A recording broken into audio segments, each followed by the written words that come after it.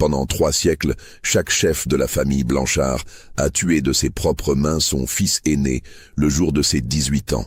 Et ce rituel macabre ne s'est arrêté qu'en 1887, quand la lignée s'est éteinte dans le sang et la folie. Inscrivez-vous à la chaîne et dites-moi en commentaire de quelle ville vous nous écoutez. Cette histoire va vous glacer le sang et vous allez comprendre pourquoi certains secrets de famille ne devraient jamais voir le jour. Nous sommes en Normandie, dans cette région où les brumes matinales semblent porter les murmures du passé. C'est là, près de la petite commune de Saint-Aldegonde, que se dressait autrefois le domaine des Blanchards. Un nom qui, pendant des générations, a fait frissonner les habitants des villages alentours. Les Blanchards n'étaient pas des nobles de haute extraction, mais ils possédaient des terres suffisantes pour être respectés et craints. Leur fortune provenait du commerce du lin et de la laine, activité qui, depuis le XIVe siècle, leur avait permis d'acquérir une position sociale enviable dans cette partie de la Normandie. Le domaine familial s'étendait sur plusieurs centaines d'hectares, comprenant des fermes, des moulins et une imposante demeure de pierre grise qui dominait la vallée de la Seule. Cette maison, construite vers 1520, était remarquable par son architecture austère. Ses murs épais, percés de fenêtres étroites, lui donnaient des allures de forteresse. Les paysans des environs l'appelaient « la maison sombre », non seulement à cause de ses pierres noircies par les siècles, mais aussi en raison de l'atmosphère oppressante qui semblait émaner de ses murs. Les rares visiteurs qui y étaient reçus ressortaient toujours avec une impression de malaise, comme si quelque chose d'invisible pesait sur leurs épaules. La famille Blanchard était connue pour ses mœurs particulières. Ils vivaient en quasi-autarcie, ne se mêlant que rarement aux autres familles bourgeoises de la région. Les femmes Blanchard sortaient peu, et quand elles le faisaient, c'était toujours voilées de noir, même par les plus beaux jours d'été. Les hommes, quant à eux, avaient la réputation d'être taciturnes et d'une froideur qui glaçait ceux qui les approchaient. Mais ce qui intriguait le plus les habitants de la région, c'était cette curieuse tradition familiale. On ne voyait jamais les fils aînés des Blanchard atteindre l'âge adulte. Ils disparaissaient, mystérieusement, toujours aux alentours de leur 18e anniversaire. La famille prétendait qu'ils partaient étudier à l'étranger, ou qu'ils mouraient de maladie. Mais personne n'avait jamais vu leur tombe, ni reçu de nouvelles de ces jeunes gens supposés partis pour de lointains voyages. Cette étrangeté alimentait les ragots dans toute la région. Les femmes, au marché de Saint-Aldegonde, chuchotaient entre elles des suppositions plus sombres les unes que les autres. Certaines parlaient d'une malédiction familiale. D'autres évoquaient des pratiques secrètes liées à d'anciennes croyances normandes. Mais personne n'osait poser de questions directes aux Blanchard, car leur richesse et leur influence politique les protégeaient des curiosités indiscrètes.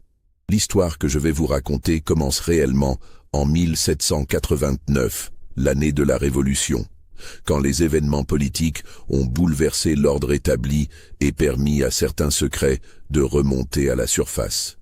C'était une nuit de novembre, particulièrement froide et venteuse.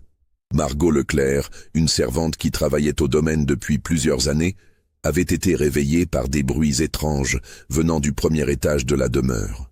Elle avait d'abord pensé qu'il s'agissait du vent qui s'engouffrait dans les cheminées, mais les sons qu'elle entendait ressemblaient davantage à des gémissements humains, entrecoupés de voix étouffées.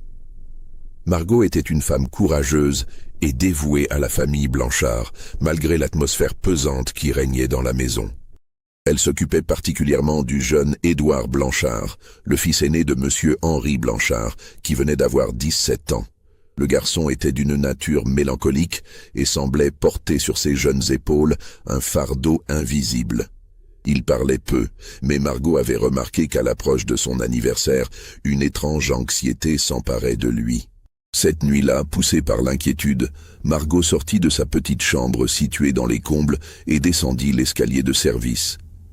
Les bruits se précisaient, il s'agissait bien de voix, et elle reconnut celle de Monsieur Henri Blanchard, mais déformée par une émotion qu'elle ne lui avait jamais connue. Il y avait aussi une voix plus jeune, suppliante, qui ressemblait à celle d'Édouard. Arrivée au premier étage, Margot longea le couloir sur la pointe des pieds. La voix du maître de maison provenait de la bibliothèque, une pièce où les domestiques n'avaient normalement pas le droit d'entrer. La porte était entr'ouverte, et à travers l'interstice, Margot aperçut une scène qui allait hanter ses nuits pour le reste de sa vie. Henri Blanchard se tenait debout devant une grande armoire de chêne sculptée qu'elle n'avait jamais vue ouverte auparavant. Cette armoire contenait ce qui ressemblait à des documents anciens, des parchemins jaunis et des objets métalliques que Margot ne parvenait pas à identifier clairement dans la pénombre. Mais ce qui la terrifia le plus, ce fut l'expression sur le visage de son maître. Henri Blanchard, habituellement si maître de lui, pleurait. Ses larmes coulaient silencieusement sur ses joues creuses, tandis qu'il tenait dans ses mains un document qu'il lisait et relisait avec une expression de profond désespoir. Face à lui, Édouard était agenouillé, les mains jointes dans une supplique muette. Le jeune homme tremblait de tout son corps, et dans ses yeux, Margot vit une terreur pure, celle d'un animal pris au piège, qui comprend que sa fin approche. « Père », murmura Édouard d'une voix brisée, « il doit y avoir une autre solution. Je vous en supplie, cherchons ensemble un autre moyen. » Henri Blanchard secoua la tête lentement, comme un homme accablé par un fardeau trop lourd pour ses épaules. « Il n'y en a pas, mon fils. Cela fait des générations que nous cherchons. Mon père a essayé, mon grand-père avant lui aussi. Mais le pacte doit être respecté ou c'est toute notre lignée qui s'éteindra dans la honte et la ruine. » Ces mots énigmatiques firent frissonner Margot. Quel pacte? Quelle était cette terrible obligation qui poussait un père à tenir de tels propos à son fils? Elle aurait voulu s'enfuir, retourner dans sa chambre et faire comme si elle n'avait rien vu ni entendu, mais ses jambes refusaient de lui obéir. Elle resta là, témoin involontaire d'un drame familial dont elle ne saisissait pas encore toute l'ampleur. Henri Blanchard referma l'armoire avec des gestes mécaniques et Margot eut juste le temps d'apercevoir, parmi les objets qui s'y trouvaient, ce qui ressemblait à une dague ancienne et plusieurs crânes humains disposés avec un soin morbide. Les jours qui suivirent cette nuit troublante furent marqués par une atmosphère de plus en plus oppressante dans la demeure des Blanchard. Margot, profondément troublée par ce qu'elle avait vu et entendu, observait avec une attention nouvelle les membres de la famille. Édouard dépérissait à vue d'œil. Le jeune homme, qui n'avait jamais été d'un tempérament gai, sombrait dans une mélancolie si profonde qu'il refusait parfois de quitter sa chambre pendant des journées entières. Il ne touchait plus à la nourriture que Margot lui apportait, et quand elle le croisait dans les couloirs, elle était frappée par la pâleur de son teint et l'expression hagarde de ses yeux. Madame Blanchard, l'épouse d'Henri, semblait elle aussi affectée par quelque chose que Margot ne parvenait pas à définir. Cette femme, d'ordinaire sévère et maîtresse d'elle-même, avait des moments d'absence troublants. Margot la surprenait parfois immobile devant une fenêtre, regardant dans le vide pendant des heures, ou bien marmonnant des prières dans sa chambre tard dans la nuit. Quant à Henri Blanchard lui-même, il avait pris l'habitude de s'enfermer chaque soir dans la bibliothèque. Margot entendait parfois le bruit de l'armoire de chêne qu'on ouvrait et refermait, accompagné de longs silences qui l'inquiétaient plus que les bruits eux-mêmes. Un après-midi de décembre, alors qu'elle époussetait les meubles du salon, Margot entendit une conversation entre Henri et sa femme qui allait éclairer d'un jour nouveau les événements auxquels elle assistait. « Henri, » disait Madame Blanchard d'une voix étrangement détachée, « j'ai fait un rêve cette nuit. J'ai vu ton père et le père de ton père. Ils étaient tous là, dans la bibliothèque, et ils tenaient les mêmes objets que toi. » Henri, qui était en train de lire près de la cheminée, leva les yeux vers sa femme. Son visage exprimait une lassitude infinie. « Ne parle pas de cela, Clotilde. Tu sais bien que c'est inutile. Mais enfin, Henri, nous pourrions partir, quitter cette maison, ces terres, aller vivre ailleurs. Personne ne saurait. Tu crois que c'est si simple ?» l'interrompit Henri avec une amertume que Margot ne lui connaissait pas. « Tu crois que nous sommes les premiers à y avoir pensé? Mon arrière-grand-père a essayé de fuir en 1643. Il a emmené toute sa famille en Bretagne, pensant échapper à ce qui nous lie. Tu sais ce qui s'est passé? Clotilde ne répondit pas, mais Margot vit qu'elle était devenue encore plus pâle. « Ils sont tous morts », continua Henri d'une voix sourde. « Tous, sauf lui. La peste les a pris, un par un, jusqu'à ce qu'il ne reste que mon arrière-grand-père et son fils aîné. Et quand il est revenu ici, quand il a fait ce qu'il devait faire, les autres enfants qu'il avait perdus sont revenus. Pas comme tu l'imagines, mais leur lignée a continué. Nos terres ont prospéré à nouveau. Notre nom a été respecté. » Ces paroles énigmatiques laissèrent Margot perplexe. Que signifiait cette histoire de fuite impossible? Et surtout, qu'était ce pacte dont parlait sans cesse Henri Blanchard? Sa curiosité la poussa à mener sa propre enquête. Elle commença par questionner discrètement les plus anciens domestiques, ceux qui avaient servi la famille avant elle. La plupart refusaient de parler, mais une vieille cuisinière, Marie-Rose, qui avait travaillé pour les Blanchard pendant 40 ans avant de prendre sa retraite au village, accepta de lui confier quelques souvenirs. « Tu veux savoir la vérité sur cette famille ?» lui dit Marie-Rose un soir d'hiver, dans sa petite maison près de l'église de Saint-Aldegonde. « Alors, écoute-moi bien, petite. J'ai vu mourir 3 fils aînés des Blanchard. 3. Et à chaque fois, c'était la même histoire. » Margot se pencha vers la vieille femme, le cœur battant. Le père du père d'Henri, Gustave Blanchard, avait un fils qui s'appelait Philippe. Un beau garçon intelligent, aimé de tous au village. Le jour de ses 18 ans, on a organisé une petite fête au domaine. Le soir, Philippe a disparu. Le lendemain, Monsieur Gustave a dit qu'il était parti pour Paris, pour ses études. Mais moi, j'ai vu Monsieur Gustave cette nuit-là. Il creusait dans le jardin derrière la maison, tout seul, avec des vêtements pleins de terre et d'autres choses. Marie-Rose marqua une pause, ses vieux yeux fixant le feu de cheminée. Le père d'Henri, Mathieu, a fait la même chose avec son fils aîné, Charles. Et Henri va le faire avec Édouard. C'est leur malédiction, tu comprends? Chaque père doit tuer son fils aîné, sinon c'est toute la famille qui périra. Mais pourquoi? Chuchota Margot horrifiée. Pourquoi font-ils cela? Marie-Rose haussa les épaules. Il paraît que c'est lié à la façon dont ils ont eu leur terre, il y a très longtemps. Une histoire de meurtre, de sang versé, de promesses faites à je ne sais quoi. Les anciens du village en parlent parfois, mais personne ne connaît vraie histoire complète. Les révélations de Marie-Rose bouleversèrent Margot, mais elles ne firent qu'attiser sa curiosité. Si cette tradition macabre existait réellement depuis des générations, il devait bien exister des traces, des documents, des preuves de cette horreur familiale. Elle commença par explorer plus systématiquement le domaine des Blanchard.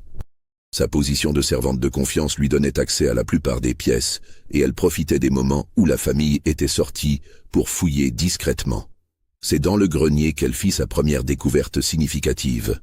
Derrière des malles pleines de vieux vêtements, elle trouva une caisse de bois marquée des initiales GB. Sans doute Gustave Blanchard, l'arrière-grand-père d'Henri. Cette caisse contenait des documents qui remontaient au XVIe siècle, rédigés dans un français archaïque que Margot avait du mal à déchiffrer. Parmi ces papiers, elle découvrit ce qui ressemblait à un journal personnel tenu par un certain Thibault Blanchard, qui semblait être l'ancêtre le plus lointain dont la famille avait gardé la trace.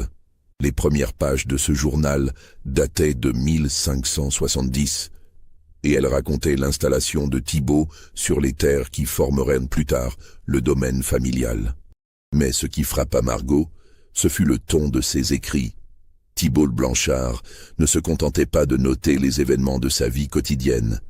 Il décrivait avec une minutie troublante ses obligations sacrées et sa dette envers les puissances qu'il avait élevées. Le 15 décembre de l'an de grâce 1570, lisait Margot en déchiffrant laborieusement l'écriture ancienne. « J'ai accompli pour la première fois le sacrifice qui m'avait été demandé. Mon fils aîné, Jérôme, a versé son sang sur l'autel de nos ancêtres, et en retour, nos terres ont prospéré comme jamais auparavant. La récolte de cette année dépassera toutes les précédentes, et déjà, les marchands de Caen se disputent nos productions. » Ces mots glacèrent le sang de Margot. Il ne s'agissait donc pas d'une légende ou d'une superstition. Les Blanchard tuaient réellement leur fils aîné, et ce depuis le XVIe siècle. Elle continua sa lecture, découvrant que Thibaut décrivait avec une précision effrayante la manière dont il avait tué son fils. Le jeune homme avait été drogué avec une préparation à base de plantes, puis égorgé dans la bibliothèque, devant l'armoire qui contenait les reliques familiales. Son sang avait été recueilli dans une coupe d'argent gravée de symboles étranges, puis versé sur ce que Thibaut appelait l'autel des pères. Mais le plus troublant, c'était la justification que donnait Thibaut à cet acte monstrueux. Selon lui, cette tradition n'était pas née avec lui, mais remontait à l'installation même de la famille sur ces terres. Le premier Blanchard à s'être établi dans la région avait été un certain Raoul, qui avait acquis ses propriétés dans des circonstances que Thibaut décrivait comme « entachées de sang et de tromperie ». « Notre richesse, » écrivait Thibaut, « ne vient pas du labeur honnête, mais du meurtre et du vol. » Raoul Blanchard a tué le seigneur légitime de ces terres, Guillaume de Sainte-Aldegonde, et a pris sa place en épousant sa veuve. Mais avant de mourir, Guillaume a maudit notre lignée. Pour chaque génération de prospérité, nous devrons sacrifier ce qui nous est le plus cher. Le sang appelle le sang, et seule la mort volontaire d'un héritier peut apaiser la colère du mort. Margot referma le journal, les mains tremblantes. Elle venait de découvrir l'origine de la malédiction des Blanchards, mais cette révélation ne faisait qu'approfondir son horreur. Comment une famille pouvait-elle perpétuer un tel crime pendant des siècles? Et surtout, de comment pouvait-elle l'arrêter? Car il était évident qu'Édouard Blanchard était en danger. Son 18e anniversaire approchait. Il aurait lieu dans moins de 2 semaines, et son père semblait déterminé à perpétuer la tradition familiale. Les jours passaient, et l'atmosphère dans la demeure des Blanchards devenait de plus en plus oppressante. Margot, maintenant informée de la terrible vérité, observait chaque geste, chaque regard échangé entre les membres de la famille avec une attention douloureuse. Henri Blanchard passait de plus en plus de temps enfermé dans sa bibliothèque. Margot l'entendait parfois parler tout seul, comme s'il répétait un discours ou une justification qu'il se préparait à donner. D'autres fois, elle percevait des sanglots étouffés, suivis de longs silences qui étaient plus terrifiants encore que les pleurs. Édouard, de son côté, semblait avoir abandonné tout espoir. Il avait cessé de supplier son père, comme s'il avait fini par accepter son sort. Cette résignation était peut-être plus effrayante que sa terreur précédente, car elle indiquait qu'il connaissait parfaitement le sort qui l'attendait. Un soir, alors qu'elle servait le dîner, Margot surprit une conversation entre Édouard et sa mère qui lui révéla l'étendue de la tragédie qui se préparait.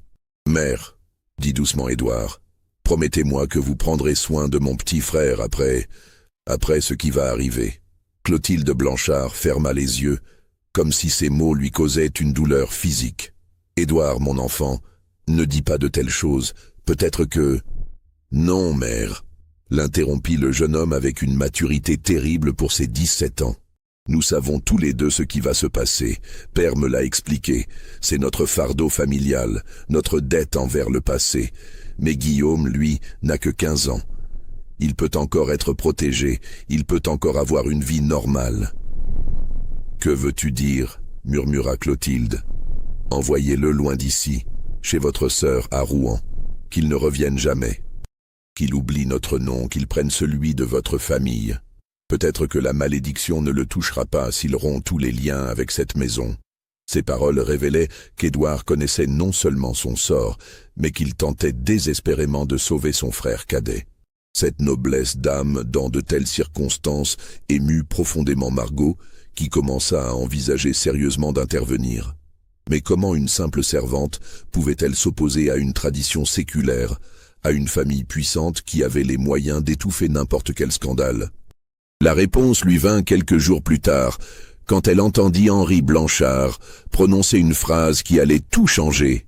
« Le 23 décembre, disait-il à sa femme, quand Édouard aura 18 ans, nous accomplirons le rituel, comme l'ont fait nos pères avant nous. Et personne ne pourra nous en empêcher, car qui oserait défier une famille respectée comme la nôtre ?» Ces mots révélèrent à Margot l'arrogance des Blanchards, mais aussi leurs points faibles. Ils se croyaient intouchables. Ils n'imaginaient pas qu'une simple servante puisse connaître leurs secrets, et encore moins qu'elle puisse le révéler. Or, nous étions en 1789, l'année de la Révolution française. Les temps changeaient, les anciennes hiérarchies s'effritaient, et le peuple commençait à remettre en question l'autorité des puissants. Si Margot parvenait à alerter les autorités révolutionnaires, peut-être pourrait-elle sauver Édouard. Mais elle savait que sa parole seule ne suffirait pas. Il lui fallait des preuves, des documents qui pourraient convaincre même les plus sceptiques de la réalité de ces crimes. C'est pourquoi elle décida de retourner dans la bibliothèque des Blanchards, cette fois avec l'intention de voler quelques-uns des documents contenus dans la fameuse armoire de chêne. C'était un risque énorme. Si elle était découverte, Henri Blanchard n'hésiterait probablement pas à la faire disparaître pour protéger son secret. Mais elle ne pouvait pas rester passive face au meurtre qui se préparait. La nuit du 20 décembre, 3 jours avant l'anniversaire d'Édouard, Margot mit son plan à exécution. Elle attendit que toute la famille soit endormie, puis descendit silencieusement au premier étage. Elle avait emporté une petite lanterne sourde et quelques outils qui lui permettraient de forcer la serrure de l'armoire si nécessaire. À sa grande surprise, la bibliothèque n'était pas fermée à clé. Henri Blanchard, dans son arrogance, n'avait pas imaginé qu'on puisse venir fouiller dans ses affaires. Margot poussa doucement la porte et se glissa dans la pièce. L'armoire de chêne se dressait devant elle, imposante et menaçante dans la pénombre. Les sculptures qui l'ornaient prenaient dans la lumière vacillante de la lanterne des allures fantastiques, comme si des visages grimaçants la regardaient depuis le bois sombre. Margot approcha sa lumière de la serrure et constata qu'elle aussi était ouverte. Henri Blanchard devait préparer le rituel pour dans 3 jours et avait donc sorti les objets nécessaires. Quand elle ouvrit les battants de l'armoire, Margot dut se retenir de crier. Ce qu'elle découvrit dépassait ses pires cauchemars. L'armoire contenait effectivement des documents anciens, des parchemins couverts d'une écriture serrée et de diagrammes étranges. Mais elle abritait aussi une collection macabre qui témoignait de siècles de meurtres familiaux. Des crânes humains, soigneusement alignés sur une étagère, chacun portant une plaque de cuivre gravée d'un nom et d'une date. Margot reconnut les noms qu'elle avait lus dans le journal de Thibault. Jérôme Blanchard, 1570, Philippe Blanchard, 1715, Charles Blanchard, 1758. Au centre de l'armoire trônait une coupe d'argent noircie, gravée de symboles que Margot ne parvenait pas à déchiffrer, mais qui lui donnaient une sensation de malaise profond. Cette coupe était entourée d'objets qui semblaient appartenir aux victimes. Des bijoux, des mèches de cheveux, des fragments de vêtements. Mais le plus terrifiant était sans doute la dague posée sur un coussin de velours rouge. Cette lame, longue d'une 20aine de centimètres, était encore tachée de traces brunes que Margot préférait ne pas identifier. Le manche était orné de gravures complexes qui racontaient visiblement une histoire, celle du premier meurtre qui avait fondé la malédiction familiale. Margot prit plusieurs documents parmi les plus anciens, ceux qui pourraient servir de preuve de la tradition criminelle des Blanchards. Elle photographia mentalement la disposition des objets pour pouvoir la décrire précisément, puis referma l'armoire et quitta la bibliothèque. Henri Blanchard sortit de sa maison pour les accueillir, mais son attitude trahissait une inquiétude grandissante. Il était accompagné de 2 domestiques armés, ce qui en soi était déjà suspect pour une simple visite. Margot remarqua que l'un d'eux était Pierre Laforge, le régisseur du domaine, un homme brutal qui avait la réputation de régler les problèmes de la famille par des moyens peu conventionnels. « Messieurs, » dit Henri avec cette politesse glacée qui caractérisait sa famille, « que me vaut l'honneur de votre visite ?» Roussel s'avança, tenant à la main les documents que Margot avait dérobés. Il était accompagné de maître François Durand, un ancien clerc de notaire qui avait rejoint le mouvement révolutionnaire et qui possédait une connaissance approfondie des archives anciennes. « Monsieur Blanchard, nous sommes ici au nom du peuple de Sainte-Aldegonde et des communes environnantes. Nous avons des raisons de croire que des crimes sont commis dans cette demeure depuis plusieurs générations. » Le visage d'Henri se durcit imperceptiblement. Mais Margot, qui le connaissait bien, vit ses mains trembler légèrement. Il jeta un regard furtif vers les fenêtres du premier étage, comme s'il cherchait à s'assurer que ses fils n'étaient pas témoins de cette confrontation. « Je ne vois pas de quoi vous voulez parler », répondit-il d'une voix qu'il s'efforçait de garder ferme. « Ma famille est respectée dans cette région depuis des siècles. Nous n'avons jamais eu de démêlés avec la justice. »« La justice de l'Ancien Régime, peut-être ?» répliqua Roussel avec une pointe d'ironie amère. « Mais les temps changent, monsieur Blanchard. Et certains crimes, même cachés par le pouvoir et l'argent, finissent toujours par être découverts. » Maître Durand s'avança à son tour et sortit une loupe de sa poche. Il examina attentivement l'un des parchemins sous les yeux d'Henri. « Voyez-vous, monsieur Blanchard, j'ai passé 20 ans de ma vie à étudier les documents anciens. Je sais reconnaître l'authenticité d'un texte du XVIe siècle, ses encres, son papier, sa calligraphie. Ces documents que nous avons en notre possession ne sont pas des faux. » Il brandit le parchemin sous le nez d'Henri. « Reconnaissez-vous l'écriture de votre ancêtre Thibault Blanchard?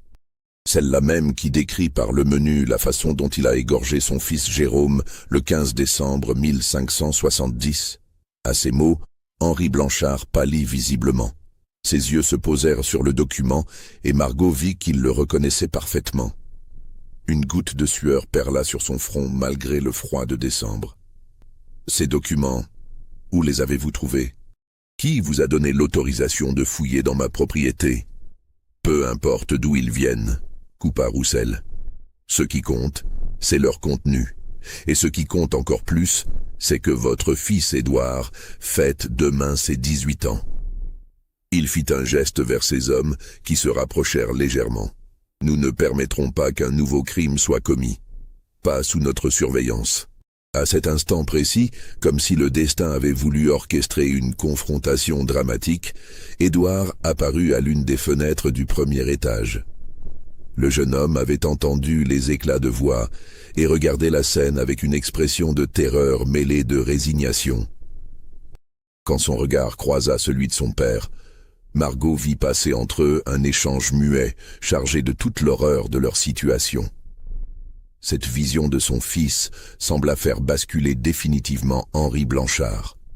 Son masque de respectabilité tomba comme un voile déchiré, révélant un homme rongé par des années d'angoisse, de culpabilité et de folie. « Vous ne comprenez pas » s'écria-t-il soudain, la voix brisée par l'émotion. « Vous ne pouvez pas comprendre ce que c'est que de porter ce fardeau. Ce que c'est que d'aimer son fils plus que sa propre vie et de savoir qu'on va devoir. Il ne parvint pas à terminer sa phrase, mais ses sanglots en disaient plus long que tous les mots. Mon père l'a fait, continua-t-il d'une voix hachée. Mon grand-père l'a fait, tous mes ancêtres l'ont fait, et regardez autour de vous. Nos terres sont prospères, nos récoltes abondantes, notre nom respecté. C'est le prix à payer. C'est plus qu'une tradition, c'est une nécessité. Si je ne fais pas ce qui doit être fait, c'est toute ma famille qui périra. Mes terres se dessécheront, mes troupeaux mourront, la ruine s'abattra sur nous. » Ces paroles, prononcées devant témoins, équivalaient à des aveux complets. Mais plus encore, elles révélaient l'état de dérangement mental dans lequel Henri Blanchard avait sombré au fil des années. Roussel échangea un regard avec Maître Durand, qui hocha imperceptiblement la tête. « Monsieur Blanchard, » dit Roussel avec une gravité solennelle, « vous êtes en état d'arrestation pour tentative de meurtre et complicité de meurtres multiples. » Il fit signe à ses hommes, qui s'avancèrent pour maîtriser le maître de maison. Mais Henri n'avait pas dit son dernier mot. Profitant d'un moment d'inattention de ses gardiens, il se dégagea brusquement et courut vers la maison en criant d'une voix déchirante « Édouard, Édouard, viens, il faut que ce soit fait maintenant. Tout de suite, sinon nous sommes perdus, sinon la malédiction s'abattra sur nous tous. » Ce qui suivit ressembla à une course-poursuite tragique digne des plus sombres mélodrames. Henri Blanchard, poursuivi par les hommes du comité, se précipita dans sa demeure et monta l'escalier 4 à 4 vers la bibliothèque. Ses pas résonnaient sur les dalles de pierre comme autant de coups de marteau sur un cercueil. Les révolutionnaires le talonnaient, mais les couloirs étroits et l'obscurité grandissante de cette fin d'après-midi d'hiver ralentissaient leur progression. Margot, qui avait suivi le groupe, connaissait mieux qu'eux les détours de la maison et parvint à les guider vers la bibliothèque. Édouard, alerté par les cris de son père, était sorti de sa chambre. Quand il vit Henri se diriger vers la bibliothèque, un mélange de terreur et de résignation se peignit sur son visage. Il savait parfaitement ce que voulait son père, et malgré tout l'horreur de la situation, une part de lui, conditionnée depuis l'enfance, semblait encore prête à obéir à cette tradition familiale monstrueuse. « Père », murmura-t-il d'une voix étranglée, « les hommes du village, ils savent tout. » Justement, halta Henri en ouvrant la porte de la bibliothèque. C'est pour cela qu'il faut faire vite, avant qu'il ne nous en empêche, avant que notre lignée ne soit maudite pour l'éternité. Mais à cet instant, une voix juvénile mais déterminée retentit dans le couloir. Non, père, je ne vous laisserai pas faire. C'était Guillaume, le frère cadet d'Édouard, qui venait d'apparaître en haut de l'escalier. Le jeune homme de 15 ans avait entendu les cris et, contrairement à son frère aîné, il n'avait pas été conditionné de la même manière par les traditions familiales. Pour lui, ce qui se préparait n'était pas un rituel sacré, mais un meurtre pur et simple. « Guillaume, ne te mêle pas de cela !» cria Henri, mais le jeune homme se jeta sur son père avec la fougue de l'adolescence, tentant de l'empêcher d'atteindre l'armoire fatale. Cette intervention inattendue créa une confusion qui donna aux révolutionnaires le temps nécessaire pour rattraper Henri Blanchard. Roussel et 2 de ses hommes firent irruption dans la bibliothèque au moment où Henri, ayant repoussé Guillaume, ouvrait fébrilement l'armoire de chêne. La vision de cette armoire ouverte figea tout le monde sur place. Même les révolutionnaires, pourtant habitués aux violences de leur époque, furent profondément choqués par ce qu'ils découvrirent. Les crânes alignés, la coupe d'argent noircie, la dague tachée de sang, tout cela formait un tableau d'horreur qui dépassait leurs pires imaginaires. « Mon Dieu !» murmura Maître Durand. « C'est donc vrai. Tout cela est vrai. » Henri, voyant qu'il ne pourrait pas accomplir le rituel comme prévu, s'empara de la dague ancestrale avec des gestes frénétiques. Mais au lieu de se diriger vers Édouard, il retourna l'arme contre sa propre poitrine. « Si je ne peux pas sauver ma famille en accomplissant le sacrifice, » cria-t-il d'une voix démente, « alors je mourrai avec elle. Au moins, nous périrons ensemble. » La lutte qui s'ensuivit dans cette bibliothèque révéla toute l'ampleur de la folie qui s'était emparée du chef de famille. Henri se débattait comme un possédé, alternant entre les tentatives de suicide et les efforts désespérés pour atteindre son fils aîné avec la dague. « Édouard !» hurlait-il. « Approche-toi. C'est ton devoir. C'est ton destin. Tu ne peux pas échapper à ce qui coule dans tes veines. » Heureusement, Roussel et ses hommes parvinrent finalement à maîtriser Henri et à lui arracher l'arme des mains avant qu'il ne puisse mettre ses sinistres projets à exécution. Mais même neutralisé, Henri continuait à se débattre et à crier des imprécations terrifiantes. « Vous ne comprenez pas ce que vous faites » sanglotait-il, effondré sur le sol de la bibliothèque, maintenu par 3 hommes. « Sans le sacrifice, nous sommes tous condamnés. Mes enfants, ma femme, moi-même, nous allons tous mourir dans d'atroces souffrances. La terre va se dessécher sous nos pieds. Les morts vont se lever pour réclamer leur dû. » L'examen détaillé de l'armoire confirma tous les témoignages de Margot. Maître Durand, muni de sa loupe et de ses connaissances en paléographie, examina un à un les documents qu'elle contenait.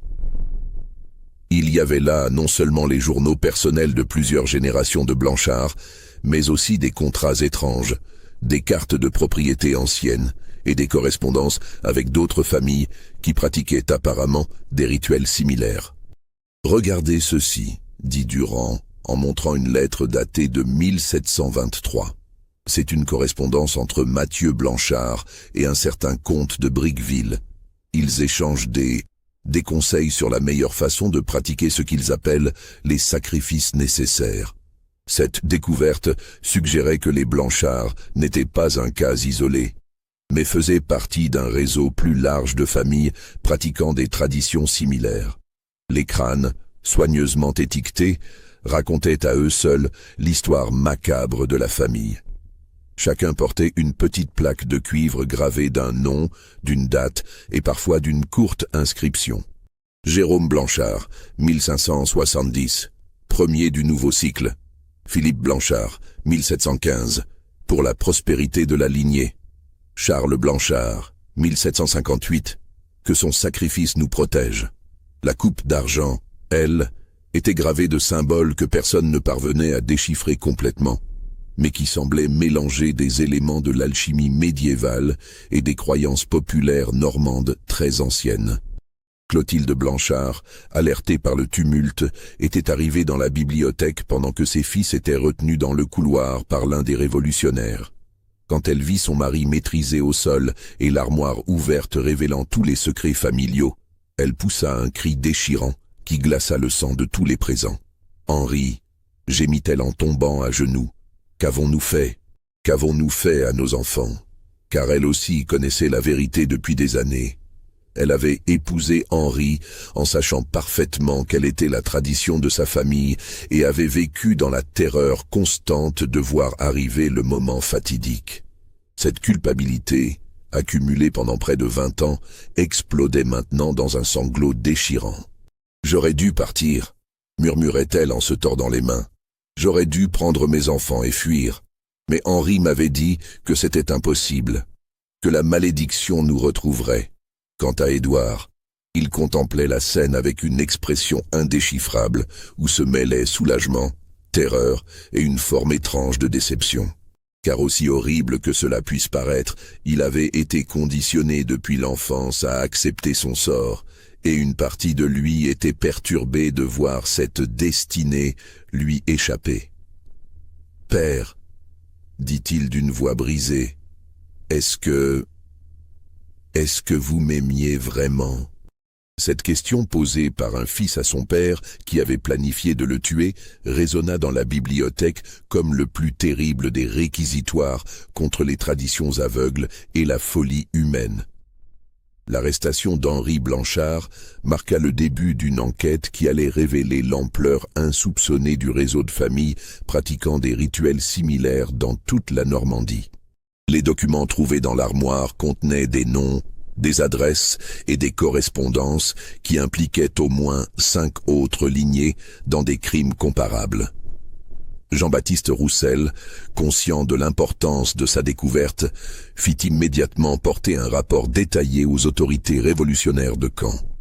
Mais la France de 1789 était en pleine tourmente, et l'attention des nouveaux dirigeants était accaparée par des questions plus pressantes que les crimes de quelques familles nobles de province.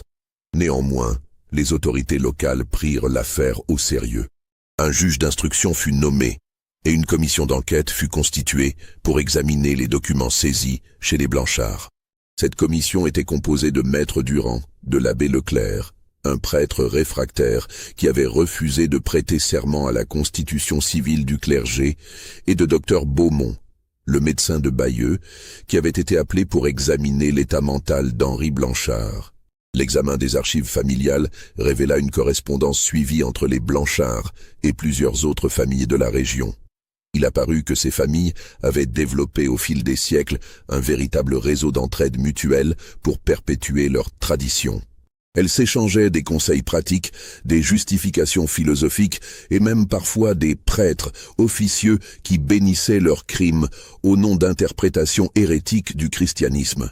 Les investigations menées par la commission révélèrent que le comte de Briqueville, mentionné dans les lettres trouvées chez les Blanchard, avait effectivement fait disparaître 3 de ses fils aînés au cours du siècle précédent. Sa famille possédait un château en ruine près de Creully, et des fouilles discrètes y révélèrent les restes de plusieurs jeunes gens enterrés dans une crypte secrète. La famille de Montclair, elle, pratiquait une variante du rituel. Au lieu de tuer directement leurs fils aînés, ils les enfermaient vivants dans les oubliettes de leur manoir, jusqu'à ce qu'ils meurent de faim et de soif. Cette méthode leur permettait de prétendre que les jeunes gens étaient morts de maladie, tout en respectant leur interprétation tordue du sacrifice nécessaire. Quant à la famille de Sainte-Foy, établie près d'Isigny, elle avait développé la pratique la plus raffinée. Ses fils aînés étaient empoisonnés lentement sur plusieurs mois avec de l'arsenic, ce qui donnait l'apparence d'une maladie naturelle et évitait les soupçons. Toutes ces familles justifiaient leurs crimes par des légendes similaires à celles des Blanchards. Elles prétendaient avoir acquis leur richesse en versant le sang innocent et devaient continuer à payer ce prix pour conserver leur prospérité. Henri Blanchard fut emprisonné dans les geôles de Bayeux en attendant un procès qui devait faire jurisprudence. Mais les troubles révolutionnaires qui secouaient la France rendirent impossible l'organisation d'un tribunal capable de juger une affaire si extraordinaire et si complexe. En prison, Henri sombra rapidement dans une folie complète. Il refusait obstinément de se nourrir, affirmant que la malédiction était déjà à l'œuvre et qu'il pouvait sentir ses forces vitales l'abandonner. Il passait ses journées à marmonner des prières étranges dans un mélange de latin et de normand ancien que même l'abbé Leclerc ne parvenait pas à comprendre complètement. La nuit, il poussait des cris terrifiants qui réveillaient tous les autres prisonniers. Il parlait de visages dans les murs, de voix qui réclamaient leur dû et de mains squelettiques qui tentèrent de l'entraîner vers les ténèbres. Les gardiens le trouvaient souvent recroquevillé dans un coin de sa cellule, fixant un point invisible avec des yeux exorbités de terreur. Le médecin de la prison, Dr Beaumont, tenta plusieurs fois de le soigner, mais Henri repoussait tous les traitements. Il était convaincu que sa maladie était surnaturelle et qu'aucun remède terrestre ne pouvait l'aider. « Vous ne comprenez pas », répétait-il au docteur, « j'ai brisé le pacte, j'ai failli à mes obligations. Maintenant, ils viennent me chercher, mes ancêtres, toutes les victimes, et ils viennent réclamer leur dû. » Henri Blanchard mourut dans des circonstances étranges par une nuit de juin 1790. Les gardiens, habitués à ces cris nocturnes, s'inquiétèrent quand un silence complet s'installa dans sa cellule vers minuit. Ils le trouvèrent mort au matin, recroquevillé dans un coin, les yeux grands ouverts fixant le plafond. Son visage portait une expression de terreur absolue qui frappa même les gardiens les plus endurcis. Le plus troublant était que son corps ne portait aucune trace de violence, aucun signe de maladie identifiable. Il semblait simplement être mort de peur, si une telle chose était possible. Le docteur Beaumont ne parvint jamais à établir de cause médicale précise au décès. Clotilde Blanchard ne survécut pas longtemps à la chute de sa famille. Rongée par la culpabilité d'avoir gardé le silence pendant tant d'années, elle sombra dans une mélancolie profonde qui la conduisit à refuser toute nourriture et tout contact avec le monde extérieur. Elle s'était installée dans une petite chambre de l'auberge de Saint-Aldegonde après la confiscation du domaine familial et passait ses journées à regarder par la fenêtre en direction de l'ancienne propriété. Les rares personnes qui lui parlaient l'entendaient murmurer des excuses incompréhensibles et des bribes de prières. « J'aurais dû le sauver », répétait-elle sans cesse. « J'aurais dû sauver Charles et Philippe avant lui. J'aurais dû tous les sauver. » Car il apparut, grâce aux confidences qu'elle fit à l'abbé Leclerc peu avant sa mort, qu'elle avait non seulement connu la tradition familiale avant son mariage, mais qu'elle avait également assisté au meurtre du frère aîné d'Henri, Charles, en 1758. Cette révélation posthume jeta une lumière encore plus sombre sur l'affaire des Blanchards. Clotilde était donc complice de longue date, et sa souffrance apparente n'était peut-être qu'un remords tardif plutôt qu'une véritable innocence. Elle mourut à l'automne 1790 dans sa petite chambre de l'auberge sans avoir jamais revu ses fils. Sa dernière volonté fut d'être enterrée loin du cimetière familial, pour ne pas souiller la terre de mes péchés, comme elle l'écrivit dans une lettre testamentaire. Édouard et Guillaume furent effectivement confiés à la sœur de leur mère, Madame Germaine Leclerc, qui tenait une petite mercerie à Rouen. Cette femme, veuve et sans enfant, accueillit les deux jeunes gens avec bienveillance, mais l'adaptation à une vie normale s'avéra extrêmement difficile, particulièrement pour Édouard. Le jeune homme, qui avait grandi dans la certitude qu'il devrait mourir à 18 ans, se trouvait complètement désemparé face à un avenir qu'il n'avait jamais envisagé. Il développa ce que nous appellerions aujourd'hui un syndrome du survivant, d'une intensité remarquable. Édouard était persuadé que sa survie allait attirer la malédiction sur sa famille d'adoption. Il scrutait anxieusement les moindres événements négatifs, une récolte moins bonne, une maladie de Madame Leclerc, un problème dans le commerce, pour y voir les signes de la vengeance surnaturelle qu'il croyait avoir déclenchée. Cette angoisse constante le rongeait jour et nuit. Il dormait peu, mangeait à peine, et passait des heures à étudier les textes religieux dans l'espoir de trouver une expiation pour ce qu'il considérait comme sa lâcheté. J'aurais dû accepter, confia-t-il un jour à sa tante. J'aurais dû laisser père accomplir ce qui devait être fait. Maintenant, c'est toute notre lignée qui est maudite, et vous aussi par ma faute. Madame Leclerc tenta de le rassurer, mais les années de conditionnement ne s'effaçaient pas facilement. Édouard était convaincu que son père avait raison, que la tradition familiale était justifiée, et que sa survie était une transgression qui appelait la vengeance divine. Guillaume, plus jeune et moins marqué par les traditions familiales, parvint progressivement à reconstruire sa vie. Il montra des dispositions remarquables pour le commerce et aida sa tante à développer sa mercerie. À 20 ans, il épousa la fille d'un marchand de tissus de Rouen et prit effectivement le nom de sa famille d'adoption. Mais Guillaume ne parla jamais de son enfance à sa nouvelle famille. Il inventa une histoire selon laquelle ses parents étaient morts de maladie et il avait été recueilli par charité par Madame Leclerc. Cette version, qu'il maintint jusqu'à sa mort, lui permit de vivre une existence relativement normale.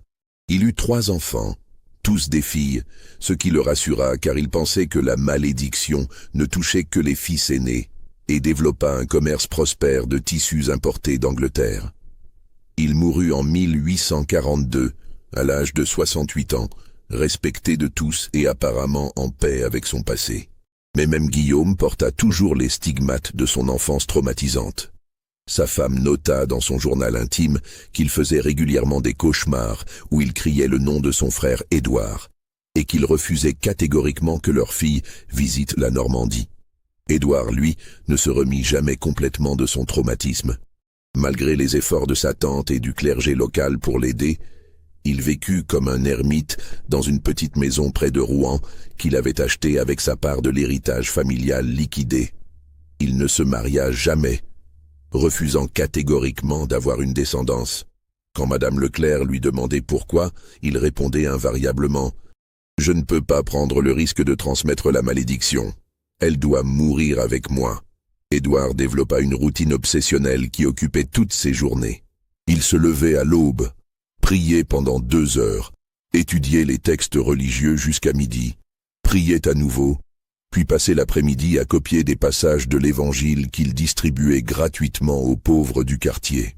Cette vie monacale lui apportait apparemment une forme de paix, mais ceux qui le connaissaient savaient qu'il était rongé par une culpabilité permanente. Il se flagellait régulièrement, jeûnait plusieurs jours par semaine et s'imposait des pénitences sévères pour des fautes imaginaires. Il mourut en 1823, à l'âge de 52 ans, dans sa petite maison. On le trouva agenouillé devant son crucifix, comme s'il était mort en priant. Il avait laissé une lettre testamentaire dans laquelle il léguait tous ses biens à l'Église et demandait que des messes soient dites pour le repos de l'âme de toutes les victimes de sa famille. Le plus troublant était le contenu de cette lettre, où Édouard affirmait avoir eu des visions de ses ancêtres victimes qui lui demandaient de perpétuer leur mémoire. Il avait passé les dernières années de sa vie à reconstituer l'histoire complète de sa famille, remontant jusqu'au premier Raoul Blanchard, et ses recherches avaient renforcé sa conviction que la malédiction était réelle. Le domaine des Blanchard fut confisqué par les autorités révolutionnaires et vendu aux enchères en 1791. Il fut racheté par un riche marchand de Caen, M. Auguste Dubois, qui ignorait tout de son histoire tragique. La famille Dubois y vécut paisiblement pendant plusieurs décennies, ce qui sembla prouver définitivement que la soi-disant malédiction n'était qu'une construction mentale entretenue par des générations de meurtriers pour justifier leurs crimes. Les nouveaux propriétaires transformèrent la sinistre demeure en une maison accueillante. Ils abattirent plusieurs murs pour agrandir les pièces, percèrent de nouvelles fenêtres pour faire entrer la lumière, et réaménagèrent entièrement la bibliothèque où tant d'horreurs avaient été commises. Monsieur Dubois eut 6 enfants, 3 garçons et 3 filles, qui grandirent tous sainement et menèrent des vies normales. L'aîné des garçons hérita du domaine et le transmit à son tour à ses descendants. Aucun d'eux ne connut jamais de mort prématurée ou de malheur particulier, démontrant ainsi l'absurdité des croyances des anciens propriétaires. L'armoire maudite et son contenu macabre furent détruits par ordre de la commission d'enquête révolutionnaire. Les crânes des victimes furent identifiés autant que possible grâce aux registres paroissiaux et reçurent une sépulture décente dans le cimetière de Sainte-Aldegonde. Une simple croix de pierre fut érigée sur leur tombe collective avec l'inscription « Aux victimes innocentes de la folie humaine, que leur sacrifice ne soit pas vain ». Cette croix existe encore aujourd'hui, bien que peu de visiteurs connaissent son histoire véritable. La dague, les documents et les autres objets rituels furent remis aux autorités ecclésiastiques pour être détruits selon les rites appropriés. L'abbé Leclerc procéda à une cérémonie d'exorcisme dans l'ancienne bibliothèque, non qu'il crût à la réalité d'une malédiction surnaturelle, mais pour apaiser les esprits troublés par cette affaire. Margot Leclerc, l'héroïne de cette histoire, reçut une récompense modeste du comité révolutionnaire, une petite somme d'argent provenant de la vente des biens des Blanchard, qui lui permit de s'installer comme couturière au village. Son courage avait sauvé la vie d'Édouard, mais elle porta toute sa vie le poids de ce qu'elle avait découvert. Contrairement à ce qu'on pourrait penser, Margot ne devint jamais une héroïne populaire. L'histoire des Blanchard était si sordide que les habitants de la région préféraient l'oublier plutôt que de célébrer celle qui l'avait révélée. Margot se retrouva même parfois ostracisée par ceux qui pensaient qu'elle aurait dû laisser les puissants régler leurs affaires entre eux. Elle se maria avec Jean-Baptiste Roussel en 1792, et ils eurent 3 enfants, 2 filles et un garçon. Roussel, nommé maire de Sainte-Aldegonde après la Révolution, s'efforça de faire oublier l'affaire Blanchard pour préserver la réputation de sa commune. Margot vécut jusqu'à un âge avancé, mais elle ne parla jamais publiquement de son rôle dans la chute des Blanchard. Ce silence n'était pas dû à la modestie, mais à la culpabilité.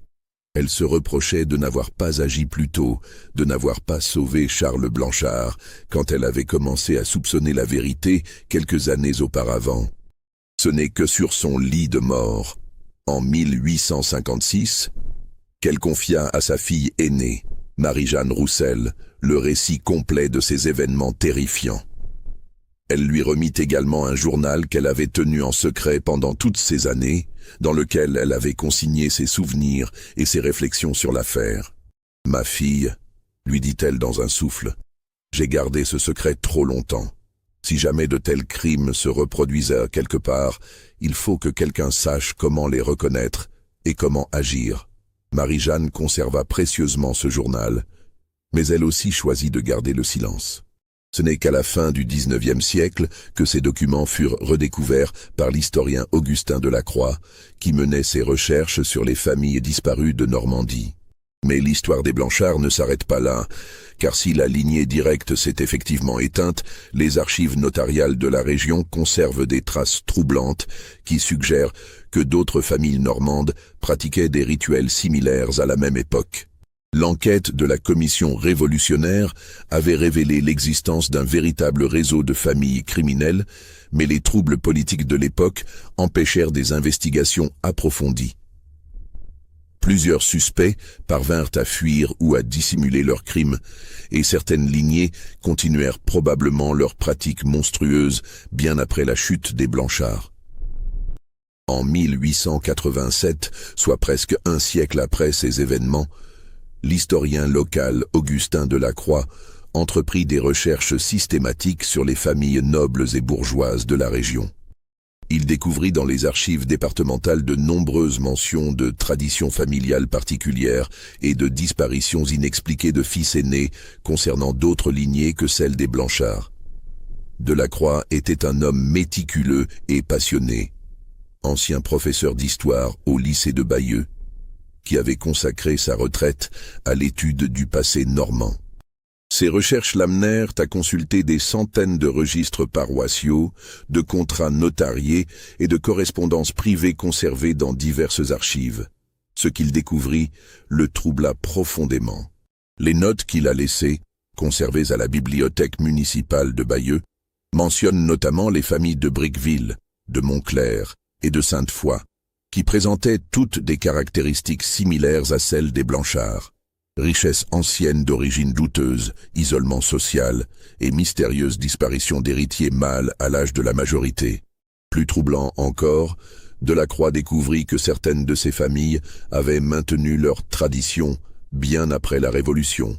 Il trouva trace de disparitions suspectes jusqu'en 1860, soit 70 ans après la chute des Blanchards. Le cas le plus documenté était celui de la famille de Montclair, qui possédait un manoir isolé près de Creully. Delacroix découvrit que pas moins de 5 fils aînés de cette famille avaient disparu mystérieusement entre 1800 et 1850, toujours aux alentours de leur 18e anniversaire. Les rapports de gendarmerie de l'époque, que Delacroix exhuma des archives préfectorales, mentionnaient des fugues inexpliquées et des départs pour l'étranger sans laisser d'adresse. Mais aucune enquête sérieuse n'avait jamais été menée, car la famille de Montclair jouissait encore d'une influence considérable sous la monarchie de Juillet. Delacroix poussa ses investigations jusqu'à se rendre sur place, dans les ruines du manoir de Montclair abandonné depuis 1865. Ce qu'il y découvrit confirma ses pires soupçons. Une crypte secrète contenant les restes de plusieurs jeunes gens, ainsi que des objets rituels similaires à ceux trouvés chez les Blanchards un siècle plus tôt. Cette découverte suggérait que le phénomène était peut-être plus répandu qu'on ne l'imaginait, et que les Blanchards n'étaient qu'un exemple d'un système plus vaste de traditions criminelles perpétuées par certaines familles de l'ancienne France. Delacroix documenta méticuleusement ses trouvailles et se prépara à publier ses recherches dans une monographie qu'il comptait intituler « Les familles maudites de Normandie, études sur les crimes rituels au XVIIe et XVIIIe siècle ». Cet ouvrage devait révéler au grand jour l'ampleur d'un phénomène historique jusque-là ignoré. Mais Delacroix lui-même connut une fin mystérieuse. Il disparut brutalement en octobre 1888, alors qu'il s'apprêtait à envoyer son manuscrit à l'éditeur. Sa gouvernante le trouva absent un matin, son bureau en désordre et ses notes éparpillées. Les recherches menées par la gendarmerie révélèrent que Delacroix avait été vu pour la dernière fois près de l'emplacement de l'ancien domaine des Blanchards, où il menait des fouilles archéologiques. On retrouva son corps 3 jours plus tard, au fond d'un puits abandonné, dans un état qui rendait difficile la détermination des causes exactes de sa mort. Les autorités conclurent à un accident. Delacroix était âgé et souffrait de troubles de l'équilibre, mais certains habitants du village murmurèrent que l'historien était allé trop loin dans ses fouilles du passé. Quelques-uns évoquèrent même la possibilité que des descendants de familles compromises aient voulu l'empêcher de publier ses découvertes. Le manuscrit de Delacroix ne fut jamais retrouvé. Son bureau avait été visiblement fouillé et tous ses documents de recherche avaient disparu.